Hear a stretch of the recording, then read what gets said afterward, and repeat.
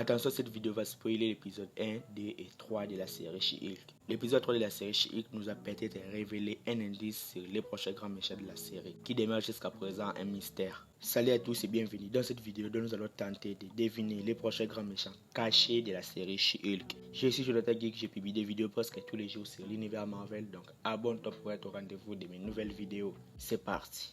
À la fin de l'épisode 3 de la série She-Hulk, Jennifer est attaquée la nuit en rentrant du travail par 4 hommes qui brandissaient des armes lumineuses. Le groupe échoue contre Jennifer Walters qui réussit à se transformer en She-Hulk. Il s'enfuit et on apprend au passage que l'un d'entre eux se nomme Thunderbolt. On comprend du coup qu'ils font partie du groupe nommé les Démolisseurs dans les comics. Les Démolisseurs dans les comics est composé de Thunderbolt, Bulldozer, Piledriver et Quaker. Les Démolisseurs ont été introduits pour la première fois dans les comics Marvel de 1974 et se sont considérés comme des méchants mineurs bossant pour un patron.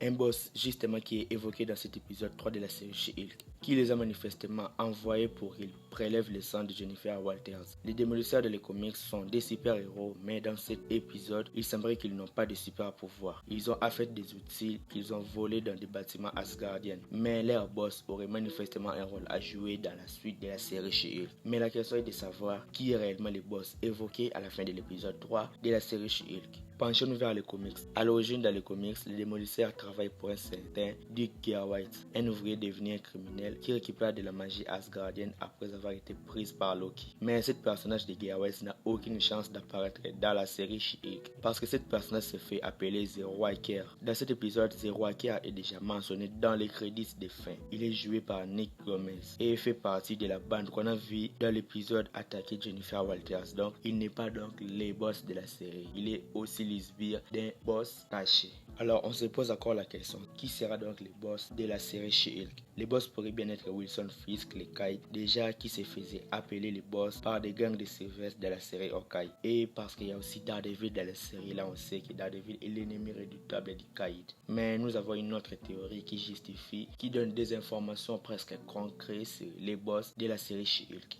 Il semblerait que le boss serait plutôt le leader, un vilain récurrent des comics Hulk. Il se nomme Samuel Stern et il est un génie scientifique criminel qui, à suite d'une exposition au rayon gamma, se trouve doté d'un cerveau immense et de pouvoirs télépathiques, lui permettant ainsi de plier chaque être à sa volonté. Il cherche à capturer Hulk et à s'approprier sa force physique et son sang. Or, on sait que Samuel Stern a déjà fait une apparition de la MCI, précisément dans le film Incroyable Hulk, où il s'est blessé par Emil Blonsky et le sang de l'abomination s'est infiltré dans son cerveau. Ce dernier est devenu immense. Il cherche donc à se venger, comme dans les comics, avec le sang de Jennifer Walters pour devenir un Hulk. Ce qui nous relève donc la théorie d'avoir un Hulk rouge dans la série. La personne a déjà le sang de Blonsky et va s'approprier le sang de Jennifer Walters. Le sang de Blonsky et de Jennifer pourraient se mélanger et transformer les personnages en un Hulk rouge. Donc dans la série, Jennifer Walters devait faire équipe avec l'abomination pour l'arrêter. Du coup, un Hulk rouge était initialement prévu et devait être interprété par Thaddeus Ross. Malheureusement,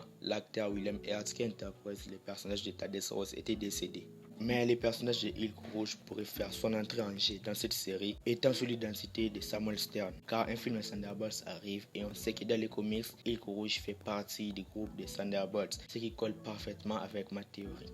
Mais on n'a pas écarté l'idée que Titania pourrait être le boss. Titania pourrait donc envoyer ses hommes pour récupérer le sang de Jennifer Walters pour qu'elle puisse devenir aussi une She-Hulk rouge. Je sais que c'est une théorie peu probable car on voit que Titania dans la série est encore sous la peau d'un être humain ordinaire, donc je ne suis pas sûr qu'elle va devenir une She-Hulk. Mais je suis sûr que le personnage de leader va devenir un Hulk rouge. Pour moi, Titania, je le considère plutôt comme une anti-héros. Déjà, John Walker, comme il a été dans la série, c'est Falcon and the Winter Soldier. Donc, Titania sera pas le grand méchant, mais il sera plutôt un anti-héros. Donc, il y a un méchant caché qui serait pour moi le leader. Bref, dans cette vidéo, on a eu 3 suppositions du méchant. Premièrement, on a dit les Kite qui se faisait déjà appeler le boss. Il y a la série Hawkeye et parce qu'il y a Daredevil dans la série. Puis, on a les leaders, donc Samuel Stern, qui son histoire dans les comics colle parfaitement avec la série. Et enfin, on a Titania qui serait pour moi un anti-héros, pas les grands méchants, les boss cachés. Alors qu'est-ce que vous pensez de cette théorie?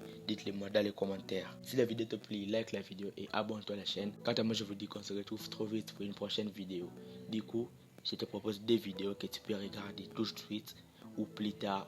Sinon, abonne-toi. Donc, ciao.